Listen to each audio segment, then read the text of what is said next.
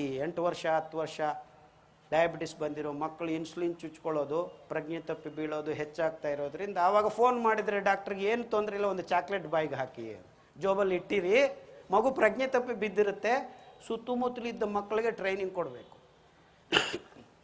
Chocolate ಇರುತ್ತೆ, ಅದು ತೆಗೆದು ಬಾಯಿಗೆ ಹಾಕ್ಕೊಳ್ಳಿ. ಬಾಯಿಗೆ ಹಾಕಿದ್ದ 2 ನಿಮಿಷಕ್ಕೆ ಏನಾಗುತ್ತೆ, ಆ ಚಾಕ್ಲೇಟಲ್ಲಿದ್ದ ಶುಗರು ಮತ್ತೆ ಗ್ಲೂಕೋಸ್ ಆಗಿ ಪರಿವರ್ತನೆ ಆಗಿ 2 ನಿಮಿಷಕ್ಕೆ ರಕ್ತಕ್ಕೆ ಬಂದ್ಬಿಡುತ್ತೆ. ಆವಾಗ ಪ್ರಜ್ಞೆ ಬರುತ್ತೆ.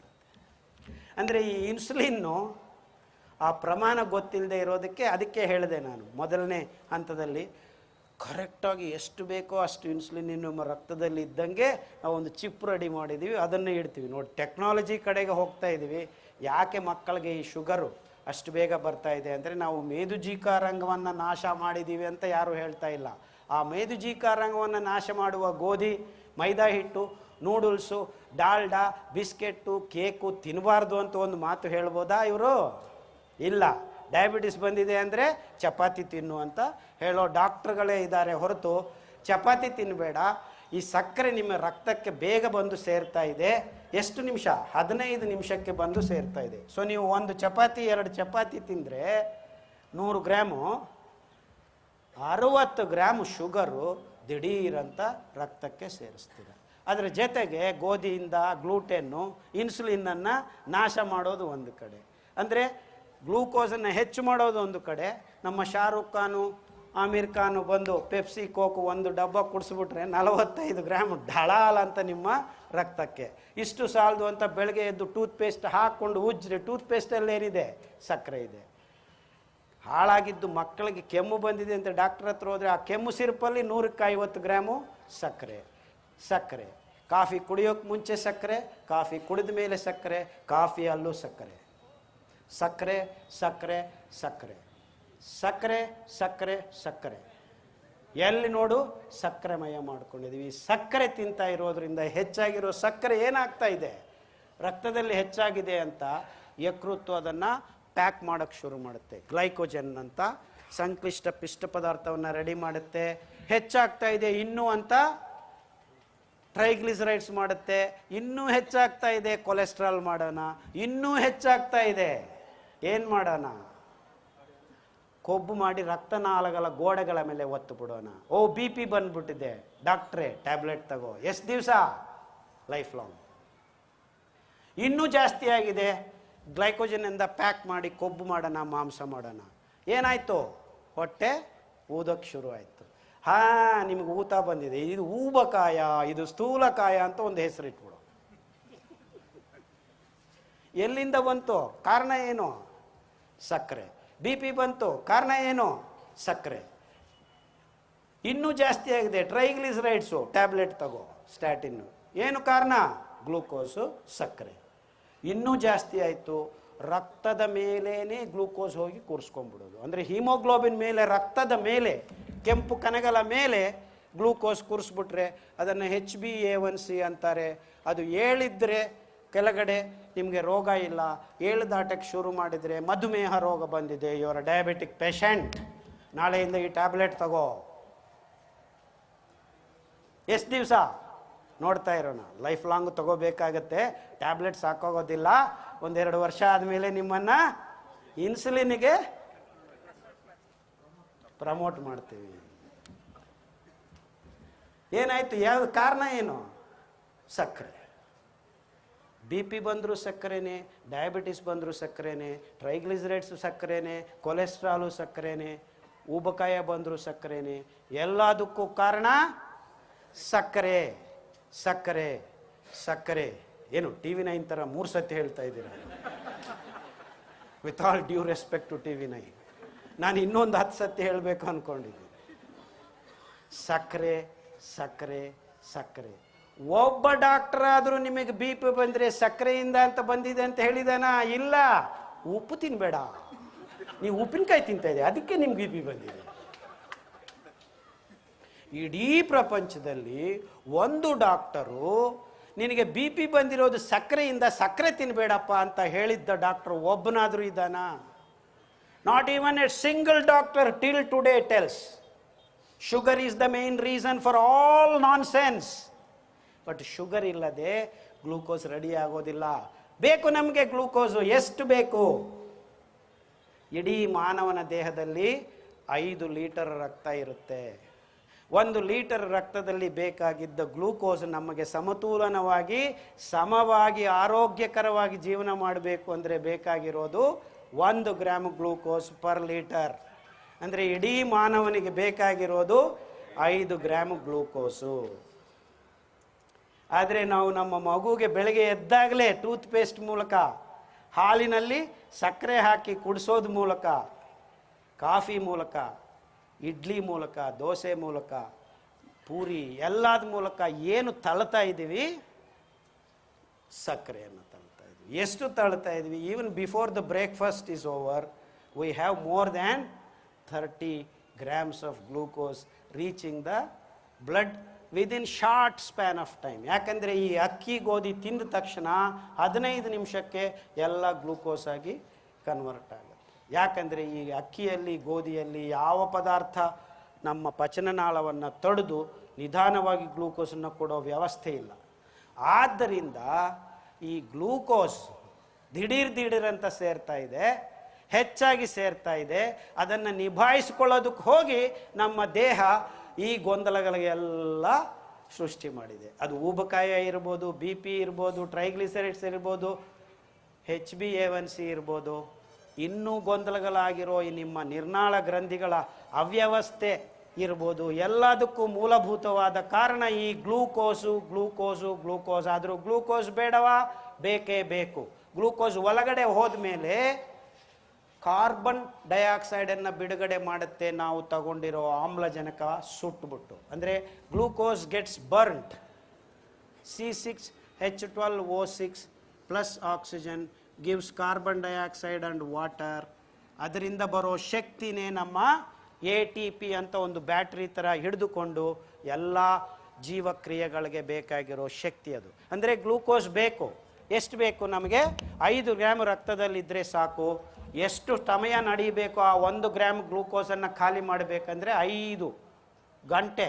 5 ಲೀಟರನ್ನು ಖಾಲಿ ಮಾಡಬೇಕಂದ್ರೆ 1/4 ಗಂಟೆ. ಅಂದರೆ 1 ಲೀಟರ್ ರಕ್ತದಲ್ಲಿದ್ದ ಗ್ಲೂಕೋಸನ್ನು ಖಾಲಿ ಮಾಡೋದಕ್ಕೆ ನಾವು ನಡಿಬೇಕಾಗಿದ್ದ ಸಮಯ 15 ನಿಮಿಷ.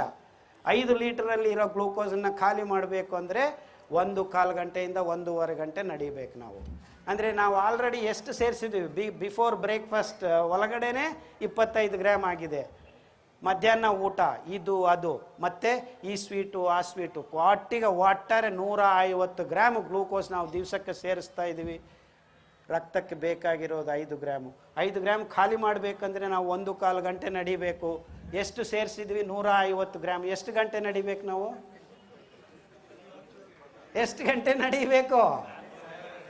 24 ಗಂಟೆ ನಡೆದ್ರೂ ನಮ್ಮ ಗ್ಲೂಕೋಸ್ ಖಾಲಿ ಆಗೋದಿಲ್ಲ.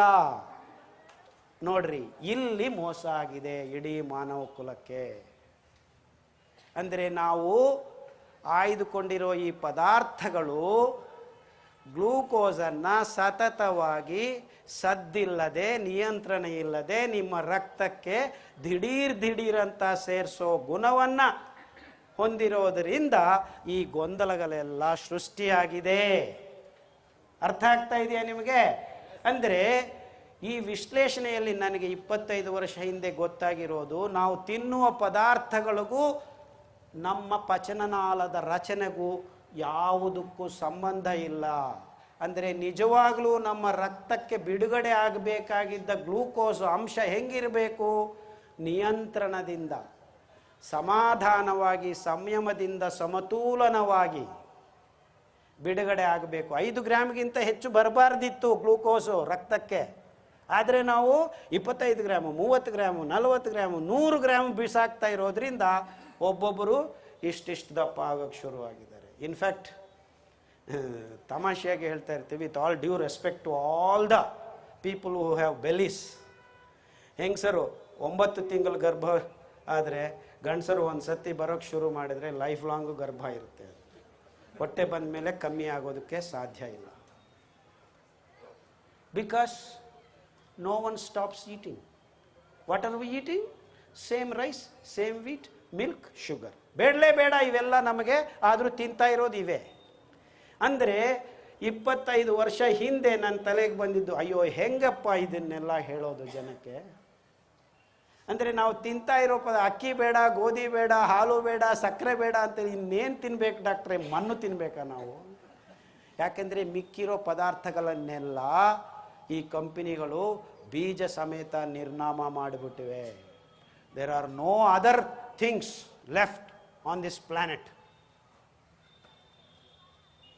ಎಲ್ಲ ಸಹಜವಾಗಿದ್ದ ಪದಾರ್ಥಗಳನ್ನು ಈ ಕಂಪನಿಗಳು, ಬಯೋಟೆಕ್ ಕಂಪನಿಗಳು ಕಬ್ಜಾ ಮಾಡಿಬಿಟ್ಟಿವೆ ಬೀಜ ಸಮೇತ.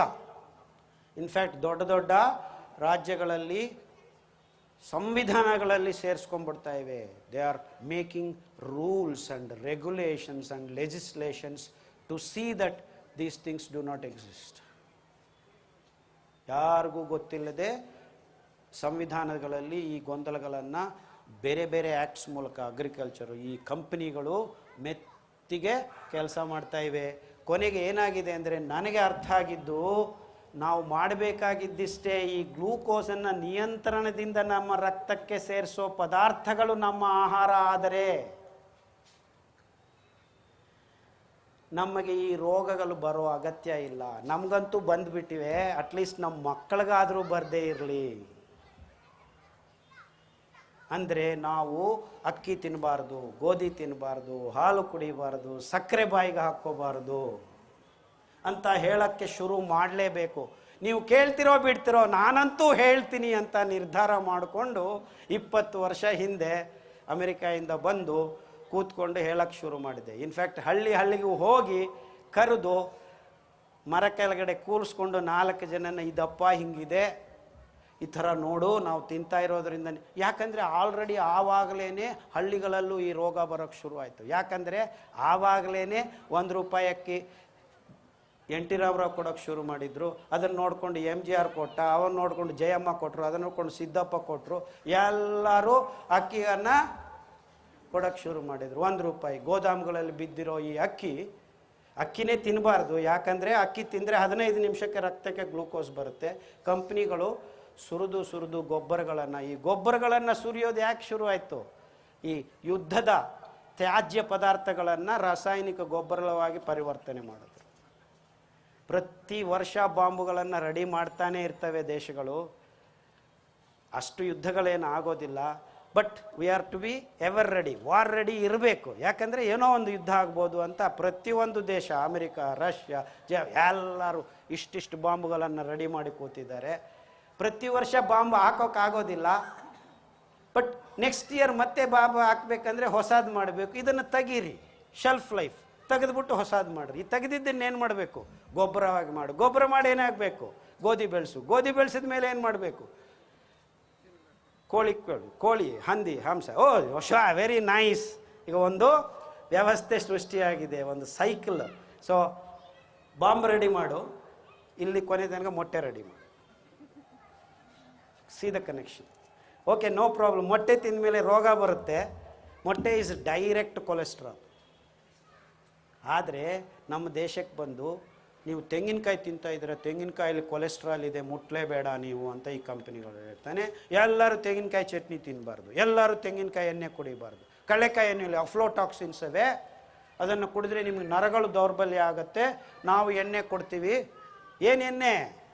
ಈ ಡೀಸೆಲ್ ಇಂಡಸ್ಟ್ರಿಯಿಂದ ಮಿಕ್ಕಿರೋ ಆ ತಿಳಿ ಎಣ್ಣೆ, ಬಿಲೋ ಆಕ್ಟೇನ್ 8 ಕಾರ್ಬನ್ ಕೆಳಗಡೆ ಇರೋ ಆ ತಿಳಿ ಎಣ್ಣೆಗೆ ಕೆಮಿಕಲ್ ಫ್ಲೇವರ್ಸ್ ಹಾಕೋದು, ಬಣ್ಣ ಹಾಕೋದು. ಸೂರ್ಯಕಾಂತಿ ಎಣ್ಣೆ, ಈ ಎಣ್ಣೆ, ಆ ಎಣ್ಣೆ, ರೈಸ್ ಬ್ರೈನ್ ಆಯಿಲ್ಲು, ಎಲ್ಲ ಆಯಿಲ್ಗಳು ಒಂದೇ. ತಿಳಿ ಎಣ್ಣೆ ಏನೂ ಇಲ್ಲ ಅದರಲ್ಲಿ. ಕೊಲೆಸ್ಟ್ರಾಲ್ ಫ್ರೀ, ಹೌದು, pure. There is nothing, no cholesterol at all there. Absolutely ತಿಳಿ ಎಣ್ಣೆಯನ್ನು ಬಣ್ಣ ಹಾಕಿ ದೊಡ್ಡ ಪ್ಲಾಸ್ಟಿಕ್ ಡಬ್ಬಗಳಲ್ಲಿ ಸರಬರಾಜು ಮಾಡ್ತಾರೆ. ಆ ಎಣ್ಣೆ ತಿಂದರೆ ಏನಾಗ್ತಾ ಇದೆ? ನಮ್ಮ ಕರಳು ಕಟ್ಟಿಕೊಂಡು ಕಕ್ಕ ಸರಿಯಾಗಿ ಬರೋದಿಲ್ಲ. ಕಕ್ಕ ಬರ್ತಾ ಇಲ್ವಾ? ನೋ ಪ್ರಾಬ್ಲಮ್, ಟ್ಯಾಬ್ಲೆಟ್ ತಗೋ. ಕಾನ್ಸ್ಟಿಪೇಷನ್, ಮಲಬದ್ಧತೆ ಇಡೀ ಪ್ರಪಂಚವನ್ನು ಕಾಡ್ತಾ ಇದೆ. ಟ್ಯಾಬ್ಲೆಟ್ ತಗೊಂಡ್ರೂ ಕಕ್ಕ ಬರ್ತಾ ಇಲ್ಲ. ಬನ್ನಿ ನಾವು ಆಯುರ್ವೇದ ಡಾಕ್ಟರ್ಸ್ ಇದ್ದೀವಿ, ನಿಮ್ಮ ದೇಹವನ್ನು ನಿರ್ಮಲ ಮಾಡಬೇಕು ಬೆಳಗ್ಗೆ ಎದ್ರೆ ಅಂತ ಬಿಸಿ ನೀರು ಪುಸ್ ಹೊಡ್ಕೊಳ್ರಿ ಅಂತ ಈ ಕಡೆಯಿಂದ ಆ ಕಡೆಗೆ ಓಡಾಡು, ಕಾಫಿ ಕುಡೀರಿ, ಸಿಗರೆಟ್ ಸೇದ್ರಿ, ನೋ ಪ್ರಾಬ್ಲಮ್. ಒಂದು ಪೆಗ್ ಹಾಕಿದ್ರೆ ಸರಿಯಾಗಿ ಕಕ್ಕ ಬರುತ್ತೆ ಅಂತ ಹೇಳೋ ಡಾಕ್ಟರ್ಗಳು ಶುರು ಹಚ್ಕೊಂಡ್ಬಿಟ್ಟಿದ್ದಾರೆ. I am not joking. ನೀವೆಲ್ಲ ನಗ್ತಾ ಇದ್ರೆ ಸೀರಿಯಸ್ ಪ್ರಾಬ್ಲಮ್ ಯಾರು. ಬೆಳಗ್ಗೆ ಎದ್ದು ಕಕ್ಕ ಮಾಡದೇ ಇರೋದು ತುಂಬ ಸೀರಿಯಸ್ ಪ್ರಾಬ್ಲಮ್. ಅಂದರೆ ಇದಕ್ಕೆಲ್ಲ ಕಾರಣ ನಮ್ಮ ಪಚನನಾಳಗಳನ್ನು ಈ ಪದಾರ್ಥಗಳಿಂದ ಬೇರ್ಕೊಳ್ಳೋದು. ಇನ್ಫ್ಯಾಕ್ಟ್ ಕುದದ್ವಾರದಿಂದ ಆ ದೊಡ್ಡ ಕರಳಿಗೆ ನೀರಿನ ಹೀರ್ಕೊಳ್ಳೋ ಶಕ್ತಿ ಬೇಕು ಅಂದರೆ ಆ ಜಾಗದಲ್ಲೆಲ್ಲ ನಾರು ಹೋಗಿ ಅಂಟ್ಕೋಬೇಕು. ನೀರಿನಲ್ಲಿ ಕರಗಿರುವ ನಾರು ಹೋಗಿ ಅಲ್ಲಿ ಅಂಟುಕೊಂಡ್ರೆ ಕಕ್ಕ ಸರಿಯಾಗಿ ರೆಡಿಯಾಗುತ್ತೆ. ಅಂದರೆ ನಾವು ತಿನ್ನೋ ಪದಾರ್ಥಗಳಲ್ಲಿ ಒಂದು ಚೂರು, ಒಂದು ನಯಾ ಪೈಸ ನಾರಿಲ್ಲ. ಹೆಂಗ್ರಿ ಕಕ್ಕ ಮಾಡ್ತೀರಾ ನೀವು? ಕಕ್ಕ ಮಾಡದೇ ಇದ್ದರೆ ಏನು, ಟ್ಯಾಬ್ಲೆಟ್ ತಗೊಂಡ್ರೆ ಆಯಿತು. ಟ್ಯಾಬ್ಲೆಟ್ ತಗೊಂಡ್ರೆ ಆ ಪ್ರೆಷರ್ಗೇನೆ ಪೈಲ್ಸು, ಇನ್ಫ್ಯಾಕ್ಟ್ ಕಣ್ಣುಗಳು ತೊಂದರೆ ಆಗೋಕ್ಕೆ ಶುರುವಾಗುತ್ತೆ. ಮಲಬದ್ಧತೆ ಆಗಿ ಬೆಳಗ್ಗೆ ಎದ್ದು ಮುಕ್ತಾ ಇದ್ದರೆ ಆ ಪ್ರೆಷರ್ಗೆ IOP, ಇಂಟ್ರಾಕ್ಯುಲರ್ ಪ್ರೆಷರು ಬದಲಾವಣೆ ಆಗ್ಬಿಡುತ್ತೆ. ಈ ಗೊಂದಲಗಳೆಲ್ಲ ಯಾವ ಡಾಕ್ಟರ್ಗಳು ನಿಮ್ಗೆ ಹೇಳ್ತಾ ಇಲ್ಲ. They are list bothered. ಇನ್ನೂ ರೋಗ ಬಂದಿದೆ ಚಪಾತಿ ತಿನ್ನು ಅಂತಾನೆ, ಇನ್ನೂ ತೊಂದರೆ ಮೊಟ್ಟೆ ತಿನ್ನು ಅಂತಾನೆ, ಇನ್ನೂ ಗಟ್ಟಿ ಮಾಂಸ ತಿನ್ನು ಅಂತಾನೆ. ಇವೆಲ್ಲ ತಿಂದರೆ ರೋಗಗಳು ಬರ್ತಾ ಇದೆಯಪ್ಪ ಅಂತ ಹೇಳೋ ಒಬ್ಬ ನಾಥನೂ ಇಲ್ಲ ನಮಗೆ. ಎಷ್ಟು ಮಟ್ಟಿಗೆ ಅಂದರೆ ಈಗ ಮೋಸ ಆಗಿದೆ ಏನೆಂದರೆ, ನಿಜವಾದ ಪದಾರ್ಥಗಳನ್ನು ಬೆಳೆಸೋ ರೈತರು ಇಲ್ಲದೆ ಇರಂಗೆ ಮಾಡಿಬಿಟ್ಟಿದ್ದಾರೆ. Absolutely there is no real farmer on this planet. ಎಲ್ಲರೂ ಈ ಪದಾರ್ಥಗಳನ್ನು ಬೆಳೆಸೋದ್ರಲ್ಲಿ ನಿರತರಾಗಿದ್ದಾರೆ. ಎಲ್ಲರಿಗೂ ವಾಣಿಜ್ಯ ಬೆಳೆಗಳು. ಈಗ ಬಾಳೆಹಣ್ಣು ಬೆಳೆದ್ರೆ ವೈನ್ ಮಾಡೋದಕ್ಕೆ ತಗೊಂಡು ಹೋಗ್ತಾ ಇದ್ದಾರೆ. ಬಾಳೆಹಣ್ಣನ್ನು ಬಾಳೆಹಣ್ಣಾಗಿ ತಿನ್ನಬೇಕು ಅಂತ ಇಲ್ಲ. ದ್ರಾಕ್ಷೆ ಅತಿ ಅದ್ಭುತವಾದ ಪದಾರ್ಥ, ದ್ರಾಕ್ಷಿಯಾಗಿ ತಿನ್ನಿ ವೈನ್ ಮಾಡ್ತೀವಿ. ಅಡಿಕೆಗೆ ಡ್ರಗ್ಸ್ಗಳನ್ನು ಲೇಪನ ಮಾಡಿ ಮಾರಾಟ ಮಾಡ್ಕೊಳ್ಳೋದಕ್ಕೆ ಬರ್ತಾ ಇದ್ದಾರೆ. ಸೊ ಬರೋ ಎಲ್ಲ ಬೆಟ್ಟಗಳನ್ನು ನಾಶ ಮಾಡಿ ಮರಗಳನ್ನು ತೆಗೆದು ಅಡಿಕೆ ಹಾಕ್ಕೊಂಡು ಕೂತಿದ್ದಾರೆ ಇಡೀ ಪಶ್ಚಿಮ ಘಟ್ಟಗಳಲ್ಲಿ. ಕಾಫಿ ಗಿಡಗಳನ್ನು ಕೂರಿಸಿದ್ದಾರೆ. ಅಂದರೆ ನಮಗೆಲ್ಲರಿಗೂ ಬೇಕಾಗಿರೋದು ಕಾಫಿ, ಅಡಿಕೆ, ನಿಜವಾದ ಪದಾರ್ಥ ಯಾವುದೂ ಇಲ್ಲ. ನೀರು ಡ್ಯಾಮ್ಗಳನ್ನು ಕಟ್ಟಿ ಭತ್ತ ಗೋಧಿ ಬೆಳೆಯೋದು, ಈ ಸೋಯಾಬೀನ್ ಬೆಳೆಯೋದು, ಮಾಂಸ ರೆಡಿ ಮಾಡೋದು, ಇಷ್ಟೇ ಇಡೀ ಪ್ರಪಂಚ ಸತತವಾಗಿ ನಿರತವಾಗಿ ಮಾಡ್ತಾ ಇರೋದು ಈ ಗೊಂದಲಗಳು. ಇವೆಲ್ಲ ಪದಾರ್ಥಗಳು ನಮಗೆ ಒಂದು ಕಣನೂ ಬೇಕಾಗಿರಲಿಲ್ಲ. ಆದರೆ in the name of food we are doing all this great things. ತಿಂದ ಮೇಲೆ ಎಲ್ಲರಿಗೂ ರೋಗ ಬರ್ತಾ ಇದೆ. ಅವರೇ ಹೇಳ್ತಾರೆ 100ಕ್ಕೆ 68 ಜನ ಟ್ಯಾಬ್ಲೆಟ್. ಮೊನ್ನೆ ಒಂದು ನಮ್ಮ DD ಚಾನಲ್ ಅಥವಾ ಯಾವುದೋ ಒಂದು ಚಾನಲಲ್ಲಿ Americans are not dying of heart attack, more Indians are dying of heart attack ಅಂತ ಒಂದು ಡಾಕ್ಟರ್ ಬಂದು ಹೇಳ್ತಾನೆ. ಇದೆಂಥದಪ್ಪ, ಅಲ್ಲಿ ಮಾಂಸ ಯದ್ವಾ ತಿಂತಾರೆ, ಅವ್ರಿಗಲ್ವ ಹಾರ್ಟ್ ಬ್ಲಾಕ್ ಬರಬೇಕಾಗಿರೋದು ಅಂತ ನಾನು ಯೋಚನೆ ಮಾಡ್ತಾ ಇದ್ದಂಗೆ ನೆಕ್ಸ್ಟ್ ಫ್ರೇಮಲ್ಲಿ ಇದೇ ಡಾಕ್ಟರ್ ಏನು ಹೇಳ್ತಾನೆ, Americans use tablets regularly, Indians do not use tablets properly, ಅದಕ್ಕೆ ನೀವು ಹಾರ್ಟ್ ಅಟ್ಯಾಕ್. ಅಂದರೆ ನೀವೆಲ್ಲರೂ ಟ್ಯಾಬ್ಲೆಟ್ಸನ್ನು ಸರಿಯಾಗಿ ಬಳಸ್ರಿ ಅಂತ ಅವನು ಹೇಳ್ತಾ ಇದ್ದಾನೆ. ನಿಮಗೆ ರೋಗ ಬಂದಿದೆ ಟ್ಯಾಬ್ಲೆಟ್ಸ್ ಬಳಸದೇ ಇರೋದ್ರಿಂದ. Can you believe this doctors? How they are selling this tablets? ಗೊತ್ತೇ ಆಗೋದಿಲ್ಲ ನಮಗೆ. ನೋಡ್ರಿ ಹೆಂಗೆ ಪ್ರೆಸೆಂಟ್ ಮಾಡ್ತಾರೆ ನಮಗೆ. ಅರೆ ಯಾಕೆ ನಮ್ಮ ಹಾರ್ಟ್ ಬ್ಲಾಕ್ ಆಗ್ತಾ ಇದೆ? ಇದಕ್ಕೆಲ್ಲ ಮೂಲಭೂತವಾದ ಕಾರಣ ಸಕ್ಕರೆ, ಗೋಧಿ, ಅಕ್ಕಿ. ಸೊ ಇದನ್ನೆಲ್ಲ ತಿನ್ನಬೇಡ ಅಂತ ಹೇಳೋರು ಒಬ್ಬರಾದರೂ ಇದ್ದಾರಾ ಅಂತ ನಾನು ಅಮೆರಿಕಾಯಿಂದ ಬಂದ ಮೇಲೆ ಡಾಕ್ಟ್ರುಗಳ ಹತ್ರ ಹೋದೆ. ಇಷ್ಟೆಲ್ಲ ಎಕ್ಸ್ಪ್ಲೈನ್, ಹೌದಲ್ವಾ ಡಾಕ್ಟ್ರೆ ಇದನ್ನು ಹೇಳಿ ನೀವು ಅಂದರೆ ನೋ ಒನ್ ಕೇರ್ಸ್. ಅರೆ ನಮಗೆ ಬೇಕಾಗಿರೋದು ನಾರು ಇರೋ ಪದಾರ್ಥಗಳನ್ನು ತಿಂದರೆ ನಮ್ಮ ದೇಹಕ್ಕೆ, ರಕ್ತಕ್ಕೆ ಗ್ಲೂಕೋಸನ್ನು ನಿಧಾನವಾಗಿ ಸೇರಿಸ್ಬೋದು. ರೋಗದ ಮೂಲ ಈ ಸಕ್ಕರೆ ಗ್ಲೂಕೋಸ್ ಆಗೋದು. ಆ ಗ್ಲೂಕೋಸನ್ನು ನಿಯಂತ್ರಣ ಮಾಡೋಕ್ಕಾಗ್ತಾ ಇಲ್ಲ. ನಮ್ಮ ಮಕ್ಕಳಿಗೆ ರೋಗಗಳು ಬರ್ತಾ ಇವೆ. ಆ ಗ್ಲೂಕೋಸನ್ನು ನಿಯಂತ್ರಣ ಮಾಡುವ ಪದಾರ್ಥಗಳನ್ನು ನಾವು ಆಹಾರವಾಗಿ ಬಳಸಿದ್ರೆ, ಈ ರೋಗದ ಮೂಲವನ್ನು ನಾವು ತಡೆದರೆ. ಮೋಸ ಏನಾಗಿದೆ ಅಂದರೆ, ತಮಾಷೆ, ನನಗೆ ಅರ್ಥ ಆಗದೆ ಇರೋ ವಿಷಯಗಳು ಇಲ್ಲಿ ತುಂಬ ಇವೆ. ಈ ರಕ್ತ ಹೆಚ್ಚಾಗಿದೆಯಲ್ಲ ಗ್ಲೂಕೋಸು, ಅದನ್ನು ಕಂಟ್ರೋಲ್ ಮಾಡ್ತೀವಿ, ಅದನ್ನು ಬೇರೆದಕ್ಕೆ ಪರಿವರ್ತನೆ ಮಾಡ್ತೀವಿ. ಇದು ತಗೊಳ್ಳಿ, ಹಾಗಲಕಾಯಿ ತಿನ್ನಿರಿ, ನೋನಿ ಕುಡೀರಿ, ಆ ಸೊಪ್ಪಿನ ರಸ ಕುಡೀರಿ. ಹೊಂಗೆ ಸೊಪ್ಪಿನ ರಸ ಕುಡಿದ್ರೆ ಸಕ್ಕರೆ ಕಮ್ಮಿ ಆಗುತ್ತೆ. ಹಲಸಿನಕಾಯಿ ತಿಂದರೆ ಸಕ್ಕರೆ ಕಮ್ಮಿ ಆಗುತ್ತೆ. ಎಲ್ಲ ತಿನ್ನಿ, ಇದು ತಿನ್ನಿ, ಅದು ತಿನ್ನಿ, ಇಲ್ಲ ಈಗ ಗೋಮೂತ್ರ ಕುಡಿದ್ರೆ ಕಮ್ಮಿ ಆಗುತ್ತೆ, ಆಯಿತು ಕಮ್ಮಿ ಆಗುತ್ತೆ. ಹಾಗಲಕಾಯಿ ರಸ ಕುಡಿದ್ರೂ ಸಕ್ಕರೆ ಕಮ್ಮಿ ಆಗುತ್ತೆ. ರಕ್ತದಲ್ಲಿ ಏನಾಗುತ್ತೆ, ರಕ್ತದಲ್ಲಿ ಸಕ್ಕರೆ ಆಗಿ ಇರೋದಿಲ್ಲ, ಬೇರೆ ಇದಕ್ಕೆ ಪರಿವರ್ತನೆ ಆಗುತ್ತೆ. ಆದರೂ ಸಕ್ಕರೆ ಎಲ್ಲೂ ಹೋಗಿಲ್ಲ. ಅಂದರೆ ನೀವು ಗ್ಲೂಕೋಸ್ ಅಂತ ಚೆಕ್ ಮಾಡಿದಾಗ ಗ್ಲೂಕೋಸ್ ಆಗಿ ಕಾಣಿಸೋದಿಲ್ಲ, ಬೇರೆ ಆಗಿರುತ್ತೆ, ಅದು ಅಕ್ಯುಮುಲೇಟ್ ಆಗುತ್ತೆ, ಇನ್ನೊಂದು ರೋಗ ಶುರುವಾಗುತ್ತೆ. ಅಂದರೆ ರೋಗ ಇಲ್ಲಿ ಹೆಚ್ಚಾಗಿರೋ ಗ್ಲೂಕೋಸ್ ರಕ್ತದಲ್ಲಿ ಪರದಾಡ್ತಾ ಇರೋದು, ಅದನ್ನು ನಿಯಂತ್ರಣ ಇಲ್ಲದೆ ನಾವು ಅದಕ್ಕೆ ಹಾಕ್ತಾ ಇರೋದು. ಅಂದರೆ ನಾವು ಮೂಲವಾಗಿ ಎಲ್ಲಿ ವಾಸಿ ಮಾಡಬೇಕು, ಗ್ಲೂಕೋಸನ್ನು ರಕ್ತಕ್ಕೆ ಸೇರಿಸದೇ ಇರೋಂಗೆ ಮಾಡಬೇಕು. ಅಂಥ ಆಹಾರವನ್ನು ನಾವು ತಿನ್ನಬೇಕು ಅಂತ ಯಾವ ಡಾಕ್ಟ್ರು ಹೇಳ್ತಾ ಇಲ್ಲ. ಯಾಕೆ ಹೇಳ್ತಾ ಇಲ್ಲ? ಈ ಕಂಪನಿಗಳ ಕಪಿಮುಷ್ಟಿಯಲ್ಲಿ ಎಲ್ಲರೂ ಸೇರ್ಕೊಂಡಿದ್ದಾರೆ. ಕಿಲೋಮೀಟರ್ಗೆ 20 ಔಷಧಿ ಅಂಗಡಿಗಳು ಆರ್ಭಾಟವಾಗಿ ಈ ಕೆಮಿಕಲ್ಸನ್ನು ಮಾರಾಟ ಮಾಡ್ತಾಯಿವೆ. ಅವರವರ ಸಂಖ್ಯೆಗಳನ್ನು ಹೇಳಿದ್ರೆ ತಲೆ ತಿರುಗಿ ಬಿದ್ದೋಗ್ತೀರ ನೀವು. ಮಧುಮೇಹ ನಿಯಂತ್ರಣ, ವಾಟ್ ಎವರ್ ದಟ್ ವರ್ಡ್, ಮಧುಮೇಹವನ್ನು ತಡೆಯೋದಕ್ಕೆ ಅಥವಾ ನಿಭಾಯಿಸೋದಕ್ಕೆ ಈಗ ಔಷಧಿ ಕಂಪನಿಗಳು 1 ವರ್ಷದಲ್ಲಿ ಮಾಡಿರೋ ಲಾಭ, ನಿವ್ವಲ ಲಾಭ ಎಷ್ಟಪ್ಪ ಅಂದರೆ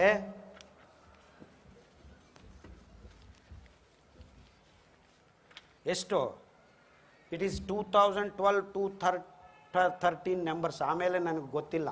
ಆ ವರ್ಷದಲ್ಲಿ 825, 1 2 3 4 5 6 7 8 9 825 ಬಿಲಿಯನ್ ರೂಪೀಸ್ ಅಲ್ಲ, ಡಾಲರ್ಸ್.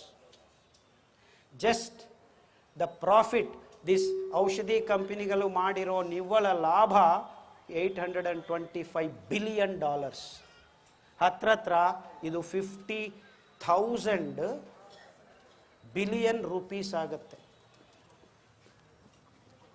ಇದರಲ್ಲಿ 1/3 ಭಾಗ ನಮ್ಮ ದೇಶದ ಪಾಲು.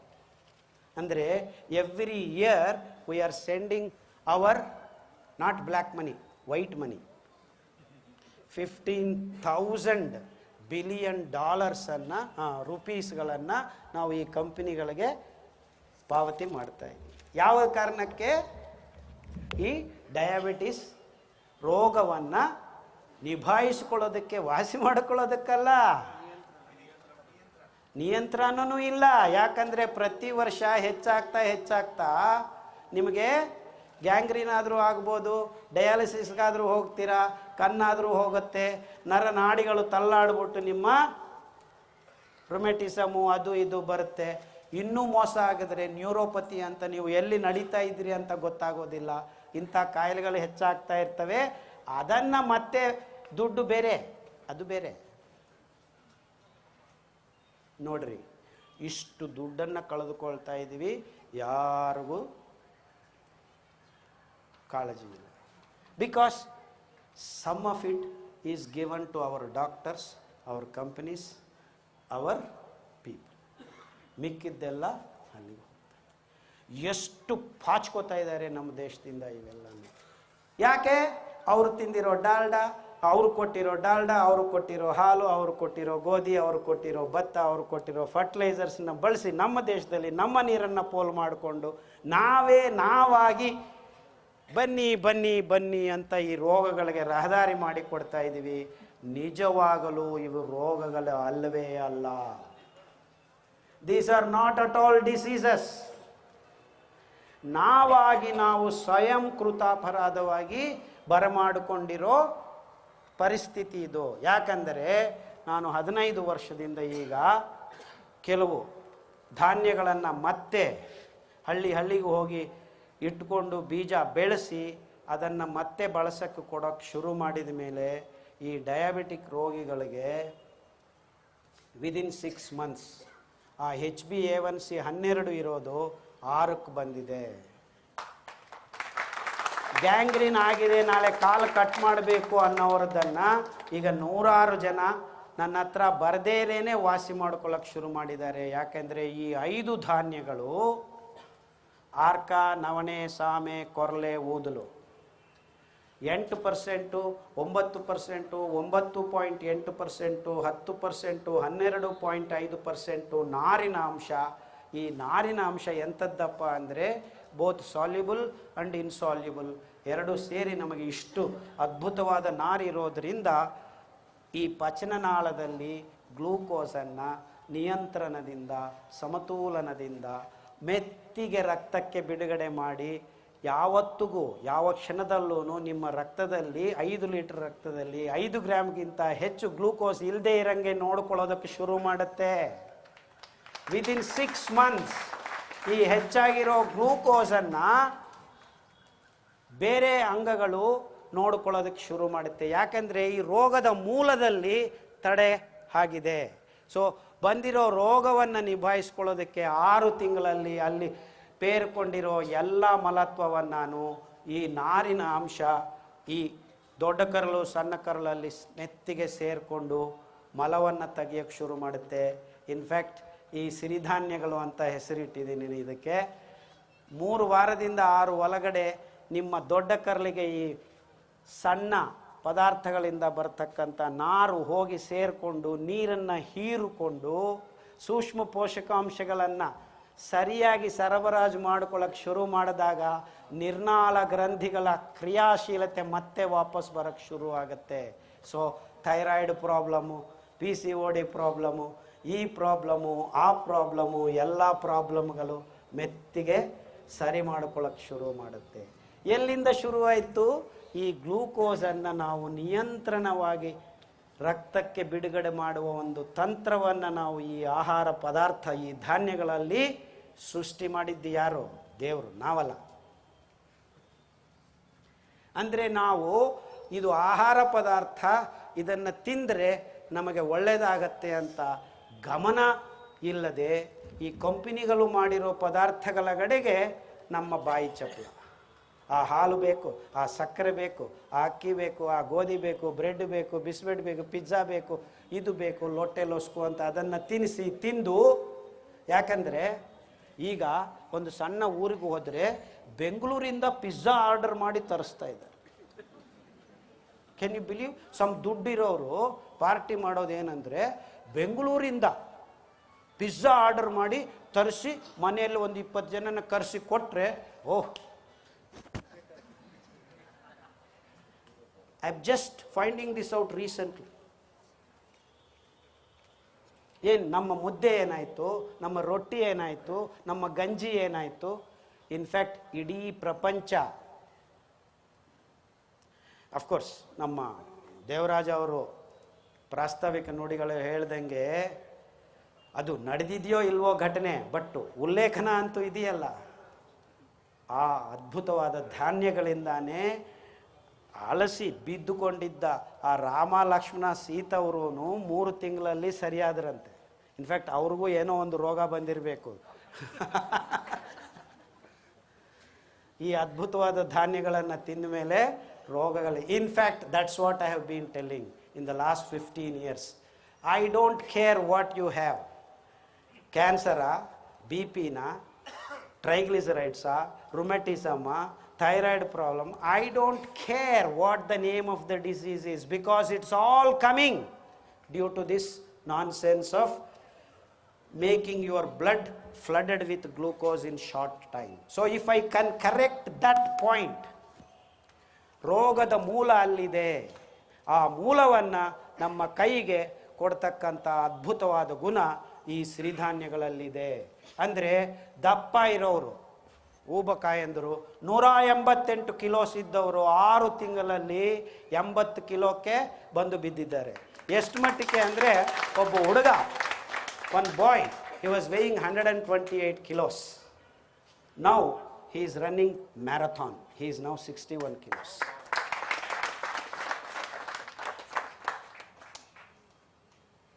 I have no idea now how many people I should not be doing this. I have cured ಅಂತ ಹೇಳಬಾರ್ದು, ಬಟ್ ಹೇಳೋದಕ್ಕೆ ಇಷ್ಟಪಡ್ತೀನಿ ನಾನು. Though I don't want to say it. ಅದು ಎಷ್ಟು ಜನ ವಾಸಿ ಮಾಡಿಕೊಂಡಿದ್ದಾರೆ ಅಂದರೆ ಈಗ ನನಗೆ ಗೊತ್ತಿಲ್ಲ ಅಂತ ಹೇಳ್ತೀನಿ. I have no count how many I have cured. Cured ಅನ್ನೋ ಪದ ಬಳಸೋ ಬೇಡ. How many people got well? ಯಾಕಂದರೆ ನಾನು ಕ್ಯಾನ್ಸರ್ ಕ್ಯೂರ್ ಮಾಡಿದ್ದೀನಿ ಅಂತ ಹೇಳಿದ್ರೆ ಇವರೆಲ್ಲರೂ ಬಂದು ಮೇಲೆ ಬೀಳ್ತಾರೆ, ಶೋ ಮಿ ದ ಪ್ರೂಫ್ ಅಂತ. Show me the proof. ಅದಕ್ಕೆ ನಾನು I don't know whether I have cured or not. ಒಬ್ಬ ಬಂದಿದ್ದಾನೆ ಪತ್ರಕರ್ತೆ, ಕ್ಯಾನ್ಸರ್, ಕರಳು ಕ್ಯಾನ್ಸರು ಅಂತ ಕಟ್ ಮಾಡಿದ್ದಾರೆ, ಏನೇನೋ ಮಾಡಿದ್ದಾರೆ, ರೇಡಿಯೋ ಥೆರಪಿ ಇಡು, ಕೀಮೋಥೆರಪಿ ಇಡು, ಈ ಥೆರಪಿ ಆ ಥೆರಪಿ ಎಲ್ಲ ಥೆರಪಿ ಇಲ್ಲ ಆದಮೇಲೆ ಮತ್ತೆ ಇದು ತಗೊಂಡು ಅದು ತಗೊಂಡು ಎಲ್ಲ ತೊಗೊಂಡ್ಮೇಲೆ ಕೊನೆಗೆ ಆಗಿದ್ದೇನಪ್ಪ ಅಂದರೆ 18 ದಿವಸಕ್ಕೆ ಒಂದು ಸತಿ ಕಕ್ಕ ಬರುತ್ತೆ. ಅದು ನಾನು ಹೋಗಿ ಹಾಸ್ಪಿಟಲ್ಗೆ 8,000 ಕೊಟ್ಟರೆ ಅದನ್ನು ತೆಗಿತಾರೆ. ಅವನಿಗೆ ರಾತ್ರಿ ನಿದ್ದೆ ಇಲ್ಲ, ಕೂತ್ಕೊಳ್ಳೋಕ್ಕಾಗಲ್ಲ, ನಿಂತ್ಕೊಳ್ಳೋಕ್ಕಾಗಲ್ಲ, ಕುಡಿಬೇಕು ಅಂದರೆ ಕುಡಿಯೋಕ್ಕಾಗೋದಿಲ್ಲ, ಬಿಕಾಸ್ ಒಳಗಡೆ ಕಟ್ಕೊಂಡಿದೆ, ಒಳಗಡೆ ಹೋಗೋದಿಲ್ಲ. ನೀರು ಕುಡಿಬೇಕು ಅಂದ್ರೂ ಅರ್ಧ ಗಂಟೆ ಟೈಮ್ ತಗೊಳ್ಳೋನು. ನೀ ಯಾಕಪ್ಪ ಬದುಕಿದ್ದೀನಿ ಅಂತ ತಾನೇ ಮತ್ತೆ ವಿಷ ಕೊಡ್ರಿ ಅಂತ ಪ್ರತಿ ದಿವಸ ಹೆಂಡತಿಯನ್ನು ಕೇಳೋನು. ಯಾರೋ ಹೋಗು ಖಾದರ್ ಹತ್ರ ಅವರು ವಾಸಿ ಮಾಡ್ತಾರೆ ಅಂತ ಹೇಳಿ ಬಂದಿದ್ದಾನೆ. ಆಯ್ತಪ್ಪ ಅಂತ ಕೊರಲೆ ಹಾಕಿ, ಆವಾಗ ಇನ್ನೂ ಸಿಗ್ತಾ ಇರಲಿಲ್ಲ, ನನ್ನ ಹತ್ರ ಇದ್ದಿದ್ದನ್ನು 2 kg ನುಚ್ಚಿತ್ತು ಆ್ಯಕ್ಚುಲಿ, ಗಂಜಿ ಮಾಡ್ಕೊಂಡು ಕುಡೀರಪ್ಪ ಅಂತ ಕೊಟ್ಟೆ. ಸರ್ 18 ದಿವಸಕ್ಕೆ ಒಂದು ಸತಿ ಕಕ್ಕ ಮಾಡೋದು, ನಿದ್ದೆ ಮಾಡ್ತಾ ಇಲ್ಲ, ನೀವು ಇದು ಕೊಟ್ಬಿಟ್ಟು ವಾಸಿ ಆಗತ್ತೆ ಹೋಗಿ ಅಂತ ಹಿಂಗೆ ನೋಡಿ ಪತ್ರಕರ್ತ ನಾನು ಏನು ಹಾಂ ಹ್ಞೂ ಅಂತ ಎದುರಿಸ್ಬಿಟ್ಟು, ಇಲ್ಲ ಸರ್ ಸಾಯ್ತಾ ಇದ್ದೀನಿ, ನೀವೇನು ಔಷಧಿ ಕೊಡಲಿಲ್ಲ ಅಂದರೆ, ಆಯ್ತಪ್ಪ ಇದು ತಿನ್ನು, ಇಲ್ಲ ಔಷಧಿ ಕೊಡಬೇಕು, ಹೌದಾ ಹೋಗಪ್ಪ ಅಲ್ಲಿ ಪಾರಿಜಾತ ಎಲೆ ಅಂತ ಇದೆ ನಿಮ್ಮ ಮನೆ ಹತ್ರನೇ, ಆ ಎಲೆ ಸೊಪ್ಪನ್ನು ತಗೊಂಡು ಕಷಾಯ ಮಾಡಿಕೊಂಡು ಡೈಲಿ ಕುಡೀರಿ ಅಂತ ಆವತ್ತಿಗೆ ಸಮಾಧಾನ ಅವರಿಗೆ. ಅಂದರೆ ನಾನೇನೋ ಔಷಧಿ ಕೊಟ್ಟಿದ್ದೀನಿ ಅಂತ. ಸೊ ನನಗೆ ಒಂದು ಐಡಿಯಾ ಬಂತು, ಓಹೋ ಹಿಂಗಾಗಿದೆ. ಯಾಕಂದರೆ ಈ ಡಾಕ್ಟ್ರುಗಳೆಲ್ಲ ಬೆಳಗ್ಗೆ ಒಂದು ಟ್ಯಾಬ್ಲೆಟು, ಮಧ್ಯಾಹ್ನ ಒಂದು ಟ್ಯಾಬ್ಲೆಟ್, ಸಾಯಂಕಾಲ ಒಂದು ಟ್ಯಾಬ್ಲೆಟು, ರಾತ್ರಿ ಒಂದು ಟ್ಯಾಬ್ಲೆಟ್ಟು, ಒಂದು ಅಂತ ಬರೆದು ಪೇಪರಿಂದ ಹಿಡಿದು ತಲೆಯಲ್ಲಿ ಎಲ್ಲ ಕೂರಿಸಿರೋದ್ರಿಂದ ಇವನು ಈ ಥರ ಕೇಳ್ತಾ ಇದ್ದಾನೆ ಅಂತ. ಹೌದಾ ಅಂತ ಯೋಚನೆ ಮಾಡಿ, ಹೌದಾ ಓಕೆ ಬೆಳಗ್ಗೆ ಎದ್ದು ನೀವು ಖಾಲಿ ಹೊಟ್ಟೆಗೆ ಪಾರಿಜಾತ ಎಲೆ ಸೊಪ್ಪಿನ ರಸ ಕುಡೀರಿ, ಮಧ್ಯಾಹ್ನ ಖಾಲಿ ಹೊಟ್ಟೆಗೆ ಸೀಬೆ ಎಲೆ ರಸನ ಕುಡೀರಿ, ಸಾಯಂಕಾಲ ರಾತ್ರಿ ಊಟ ಮಾಡೋ ಮುಂಚೆ ಅರಳಿ ಸೊಪ್ಪಿನ ಎಲೆ ರಸ ಕುಡೀರಿ ಅಂತ ಗಟ್ಟಿಯಾಗಿ ಹೇಳಕ್ಕೆ ಶುರು ಮಾಡಿದೆ. ಸೀರಿಯಸ್ ಆಗಿ ಎಲ್ಲರೂ ಮಾಡೋಕ್ಕೆ ಶುರು ಮಾಡಿದೆ. ಇನ್ಫ್ಯಾಕ್ಟ್ 3 ದಿವಸ ಆದಮೇಲೆ ವಾಪಸ್ ಬಂದ, ಸರ್ ನಾನು ದಿವಸಕ್ಕೆ 3 ಸತಿ ಕಕ್ಕ ಮಾಡ್ತಾ ಇದ್ದೀನಿ, ಹೆಂಗಪ್ಪ ಇದು? ಲೂಸ್ ಮೋಷನ್ ಸರ್ ತಡೆಯೋಕ್ಕೆ ಆಗ್ತಾ ಇಲ್ಲ, ನೀನು ನನ್ನ ಹತ್ರ ಬಂದಿದ್ದು ಏನಕ್ಕಪ್ಪ ಕಕ್ಕ ಮಾಡ್ತಾ ಇಲ್ಲ ಅಂತ. ಈಗ ಕಕ್ಕ ಮಾಡಿಸ್ತಾ ಇದ್ದೀನಲ್ಲ, ಏನು ತೊಂದರೆ, ಮಾಡು ಹೋಗು ಅಂತ. ಇಲ್ಲ ನಿಲ್ಸಕ್ಕಾಗೋದಿಲ್ಲ, ಯಾಕಂದರೆ ಒಳಗಡೆ ಪೇರ್ಕೊಂಡಿದೆಯಲ್ಲ 5-6 ತಿಂಗಳು. ಸೊ 3 ವಾರ ಬರುತ್ತೆ, ಕಕ್ಕ ಸರಿಯಾಗಿ ಮಾಡು, ನಿದ್ದೆ ಚೆನ್ನಾಗಿ ಬರುತ್ತೆ. ಆವಾಗಲೇ ನಿದ್ದೆ ಮಾಡೋಕ್ಕೆ ಶುರು ಮಾಡಿದ್ದೀನಿ ಸರ್. ಆ್ಯಕ್ಚುಲಿ ಕಕ್ಕ ಮಾಡಿದ ತಕ್ಷಣ ಬಂದು ಸುತ್ತೋದು ಬಿದ್ಕೊಂಬಿಡು, ನಿದ್ದೆ ಮಾಡಿಬಿಡ. This is literally has happened actually. ಈಗ 1.5 ವರ್ಷ ಆಗಿದೆ, ಹಿ ಈಸ್ ಫೈನ್. ನಾನು ವಾಸಿ ಮಾಡಿದ್ದೀನಾ? I don't know and I don't care. ಕಕ್ಕ ಮಾಡ್ತಾ ಇರಲಿಲ್ಲ, ಮಾಡ್ತಾ ಇದ್ದಾನೆ. ಉಚ್ಚೆ ಮಾಡೋಕ್ಕಾಗಿ ಸರಿ ಆಗ್ತಾಯಿಲ್ಲ, ಮಾಡ್ತಾ ಇದ್ದಾನೆ. ನಿದ್ದೆ ಮಾಡೋಕ್ಕಾಗ್ತಾ ಇಲ್ಲ, ನಿದ್ದೆ ಮಾಡ್ತಾ ಇದ್ದಾನೆ. ಊಟ ಮಾಡೋಕ್ಕಾಗ್ತಾ ಇಲ್ಲ, ಊಟ ಮಾಡ್ತಾ ಇದ್ದಾನೆ. ಏನು ಊಟ ಮಾಡ್ತಾ ಇದ್ದಾನೆ? ಕೊರಲೆ ತಿಂತಾ ಇದ್ದಾನೆ, ಆರ್ಕ ತಿಂತಾ ಇದ್ದಾನೆ, ನವಣೆ ತಿಂತಾ ಇದ್ದಾನೆ, ಸಾಮೆ ತಿಂತಾ ಇದ್ದಾನೆ, ಆರಾಮಾಗಿದ್ದಾನೆ. Now if you ask me to show proof, I am least bothered. I am not interested to show anyone any proof. ನನಗೆ ಬಂದಿರೋ ಪೇಷಂಟು ಕಕ್ಕ ಮಾಡೋಕ್ಕಾಗ್ತಾ ಇಲ್ಲ ಅಂದರೆ ಕಕ್ಕ ಮಾಡಂಗೆ ಮಾಡ್ತೀವಿ, ನಿದ್ದೆ ಮಾಡೋಕ್ಕಾಗ್ತಾ ಇಲ್ಲ ಅಂದರೆ ನಿದ್ದೆ ಮಾಡಂಗೆ ಮಾಡ್ತೀವಿ, ಉಚ್ಚೆ ಮಾಡೋಕ್ಕಾಗ್ತಾ ಇಲ್ಲ ಅಂದರೆ ಉಚ್ಚೆ ಮಾಡಂಗೆ ಮಾಡ್ತೀವಿ, ಮುಟ್ಟು ಬರ್ತಾ ಇಲ್ಲ ಅಂದರೆ ಮುಟ್ಟು ಬರಂಗೆ ಮಾಡ್ತೀವಿ, ಮುಟ್ಟು ನಿಲ್ತಾ ಇಲ್ಲ ಅಂದರೆ ನಿಲ್ಲಂಗೆ ಮಾಡ್ತೀವಿ, ಕೂದಲು ಉದುರ್ತಾ ಇದೆ ಅಂದರೆ ಕೂದಲು ಬರಂಗೆ ಮಾಡೋಣ, ಅಷ್ಟೇ ತಾನೇ. ಸೊ ತಾಮ್ರದ ಪಾತ್ರೆಯಲ್ಲಿ ನೀರನ್ನು ಇಟ್ಕೊಂಡು ನೀರನ್ನು ಕುಡಿಯಪ್ಪ 6 ತಿಂಗಳು ಅಂತ ಹೇಳಿದ್ದೀನಿ. In fact many young people started getting back their hair. ತಾಮ್ರದ ಪಾತ್ರೆಯಲ್ಲಿ, ತಾಮ್ರದ ಫಲಕ ಮೇಲೆ, ಇನ್ಫ್ಯಾಕ್ಟ್ ತಾಮ್ರದ ಪಾತ್ರೆ ದುಡ್ಡು ತುಂಬ ಖರ್ಚಾಗತ್ತೆ, ನಮಗೆ 8,000 10,000 ಆಗುತ್ತೆ ಅಂತ. ಬೇಕಾಗಿಲ್ಲ ನಿಮಗೆ. 2 ಇಂಚಿ ಅಗಲ 1 ಅಡಿ ಉದ್ದ ಇರೋ ತಾಮ್ರದ ಫಲಕವನ್ನು ಉದ್ಧರಣೆ ಅಂತಾರೆ, ನಮ್ಮ ಹಿಂದೆ ಅವರೆಲ್ಲರೂ ಬಳಸ್ತಾ ಇದ್ದಿದ್ದು.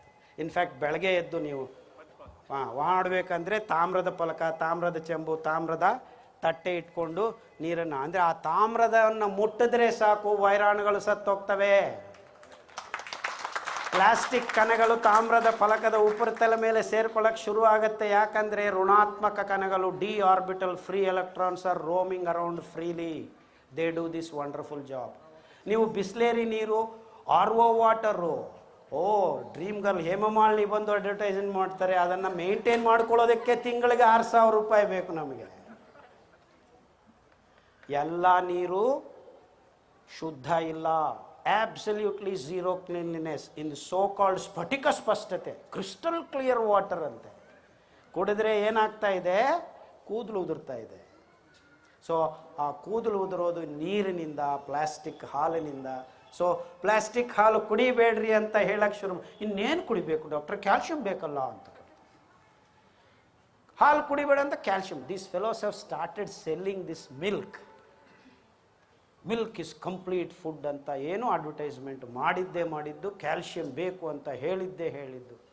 ಎಲ್ಲರೂ ಹೇಳ್ತಾರೆ ಹೌದಪ್ಪ, ಎಷ್ಟು ಕ್ಯಾಲ್ಶಿಯಂ ಇದೆ ಅಂತ ಒಂದು ಪ್ರಶ್ನೆ ಕೇಳ್ತೀನಿ ಎಲ್ಲರನ್ನು. ಈ ಹಾಲಲ್ಲಿ ಕ್ಯಾಲ್ಶಿಯಂ ಎಲ್ಲಿದೆ, ಎಷ್ಟಿದೆ? How much calcium do we have in the milk? Do we need that much calcium?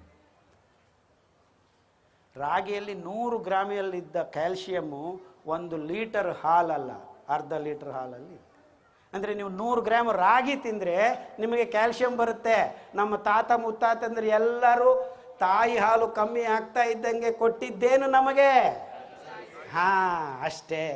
ಅಂದರೆ ನಿಜವಾದ ಹಾಲನ್ನು ಬಿಟ್ಟು ನಾವು ಈ ಪ್ಲಾಸ್ಟಿಕ್ ಹಾಲು ಕಡೆ ಮೊರೆ ಹೋಗಿರೋದ್ರಿಂದ ನಿಮ್ಮ ಮಕ್ಕಳಿಗೆ 8 ವರ್ಷಕ್ಕೆ ಮುಟ್ಟಾಗ್ತಾ ಇದೆ, 18 ವರ್ಷಕ್ಕೆ ಹೆಣ್ಣು ಮಕ್ಕಳು ಬಕೆತೆಲ್ಲ ಮಾಡಿಕೊಂಡು ಓಡಾಡ್ತಾ ಇದ್ದಾರೆ.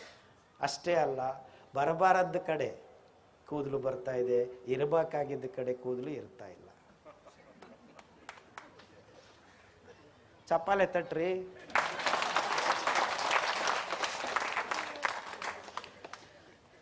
This is so simple, so simple. ಯಾಕೆ ನಾವು ಇದನ್ನು ಮಾಡಬಾರದು?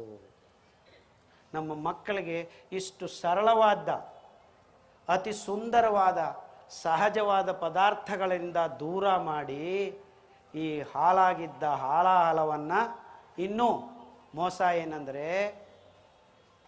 Real sad stories. ಹಾಲ ಒಂದು ಕಡೆ ಆದರೆ ಆಲ್ಕಹಾಲನ್ನು ಮಕ್ಕಳಿಗೆ ಕೊಡೋಕ್ಕೆ ಶುರು ಮಾಡಿದ್ದೀವಿ. ಈಗ ಬೆಂಗಳೂರಲ್ಲಿ 14 ವರ್ಷ 15 ವರ್ಷ ಮಕ್ಕಳು ಬೀರ್ ಕುಡಿಯೋಕ್ಕೆ ಶುರು ಮಾಡಿದ್ದಾರೆ. What kind of society are we building?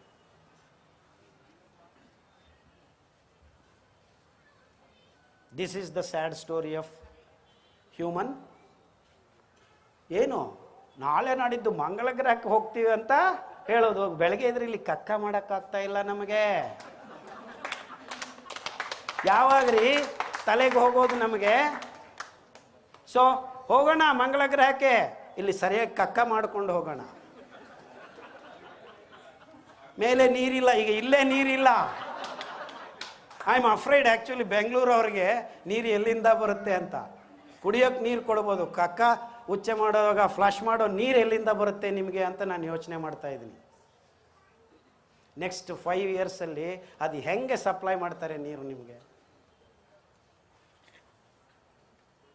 ಅಂದರೆ ಈ ಮಲಬದ್ಧತೆ, ಬೆಳಗ್ಗೆ ಒಂದು ಸತಿ, ಸಾಯಂಕಾಲ ಒಂದು ಸತಿ, ಮಧ್ಯಾಹ್ನ ಒಂದು ಸತಿ ಕಕ್ಕ ಮಾಡೋದನ್ನು ತಪ್ಪಿಸ್ಕೊಂಡು ಸರಿಯಾಗಿ ಈ ಸಿರಿಧಾನ್ಯಗಳನ್ನು ತಿಂದರೆ ಬೆಳಗ್ಗೆ ಎದ್ದು ಒಂದು ಸತಿ 1 ಶಾಟ್ ಕಕ್ಕ ಹಂಗೆ ಹೋಗಿ ಹಿಂಗೆ ಬರಬೇಕು. ಆ್ಯಕ್ಚುಲಿ ನಿಮ್ಮ ಟಾಯ್ಲೆಟ್ಗೆ ನೀರು 1 ಚೆಂಬು ಹಾಕಿದ್ರೆ ಕಕ್ಕ ಅಂಟ್ಕೋಬಾರ್ದು. ಈಗ ಎಲ್ಲರೂ 10 ಚೆಂಬು ಹಾಕಿದ್ರು ಅದು ಹೋಗ್ತಾ ಇಲ್ಲ. This is the just 1 simple example that you are healthy or not. ನೀವು ಕಕ್ಕ ಮಾಡಿದ್ದು ಟಾಯ್ಲೆಟಲ್ಲಿ 1 ಚೆಂಬು ನೀರು ಹಾಕಿದ್ರೆ ಕ್ಲೀನಾಗಿ ಹೋದರೆ you are okay. If it is not going 2, 3, 4 ಚೆಂಬು ಹಾಕಿದ್ರು ಅಂಟ್ಕೊಂಡಿದೆ ಅಂದರೆ you have some problem in your body. Already ಶುರು ಆಗಿದೆ, ಬೆರಳುಗಳು ಕಟ್ಕೊಳ್ಳೋದು, ಯೂರಿಕ್ ಆ್ಯಸಿಡ್ ಶುರು ಆಯಿತು, ಇದು ಆಯಿತು ಅದು ಆಯಿತು ಅಂತ ಶುರು ಆಯಿತು. ಸೊ ಈ ಬೊಜ್ಜು, uric acid, rheumatism, arthritis, BP, thyroid, cancer, ಇವೆಲ್ಲ not really diseases. These are all ಈ ಕಂಪನಿಗಳು ನಮ್ಮ ಮೇಲೆ ಕೂತಿರೋ ಭೂತಗಳು. Absolute nonsense. ಇದಕ್ಕೆ ದೊಡ್ಡ ಸೈನ್ಸು, ದೊಡ್ಡ ಸಮಾವೇಶಗಳು, ದೊಡ್ಡ ದೊಡ್ಡ ಸಿಂಪೋಸಿಯಂಗಳು, ದೊಡ್ಡ ದೊಡ್ಡ ಗ್ರಂಥಗಳು, ಬರೆದಿದ್ದು, ಪ್ರೈಸ್ಗಳು, ಅವಾರ್ಡ್ಗಳು. ಓ ಏನು ಇವರು ಆರ್ಭಾಟ! ಆಬ್ಸಲ್ಯೂಟ್ ನಾನ್ಸೆನ್ಸ್ ಇದೆಲ್ಲ.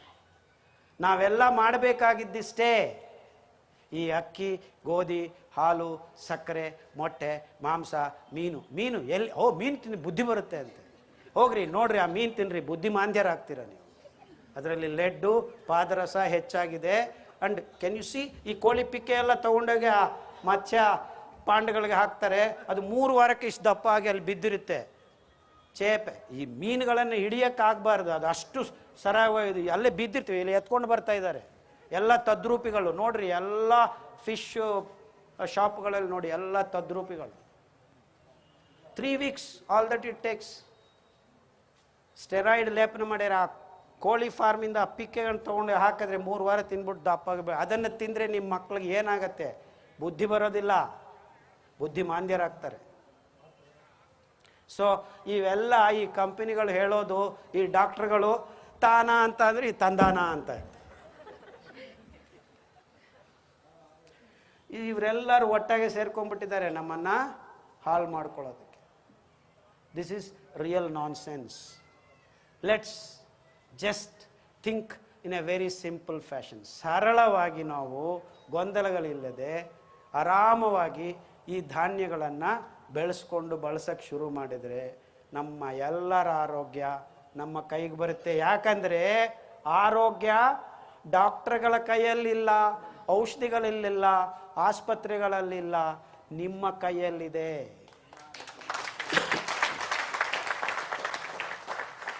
ನಿಮ್ಮ ಭೂಮಿ ಫಲವತ್ತವಾಗಿದ್ದರೆ ನಿಮ್ಮ ಆರೋಗ್ಯ ಸರಿಯಾಗಿರುತ್ತೆ. ಅಂದರೆ ನಮ್ಮ ಭೂಮಿಯನ್ನು ಫಲವತ್ತತೆ ಮಾಡಿಕೊಂಡು ನೀರಿನ ಹಂಗು ಇಲ್ಲದೆ 4 ಮಳೆ ಬಂದರೆ ಸಾಕು.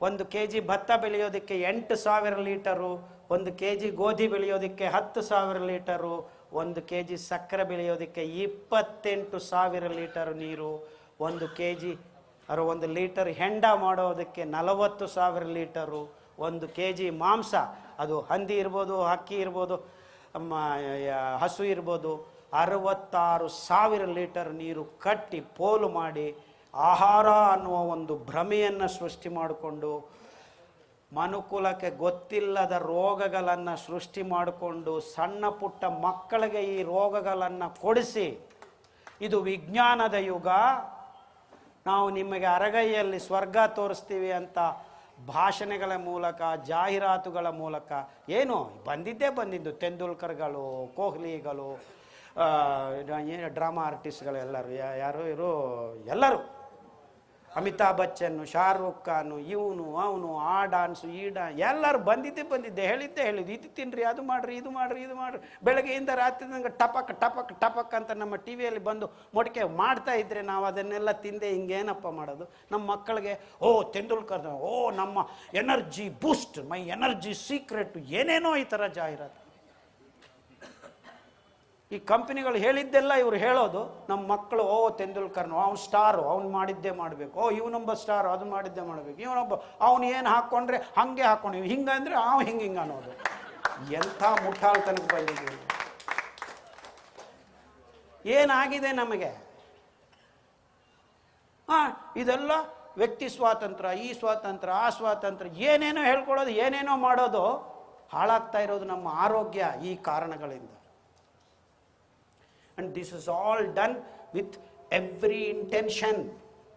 They are all being planned in the boardrooms of these companies. ಇದು ನಿಜ. ಬೇಡದೇ ಇರೋ ಪದ್ಧತಿಗಳನ್ನೆಲ್ಲ ನಮ್ಮ ಮೇಲೆ ಪ್ರಯೋಗ ಮಾಡಿ. I don't like to go on saying the negative things because I am very happy to say that we have found something which can negate all this nonsense. Till today there was no such thing, and luckily ಈ ಧಾನ್ಯಗಳು ನಮ್ಮ ದೇಶದಲ್ಲಿ ಇನ್ನೂ ಉಳಿದಿತ್ತು. ಬೀಜಗಳ ಸಮೇತ ಬೇರೆ ದೇಶಗಳಲ್ಲಿ ಇರಲಿಲ್ಲ.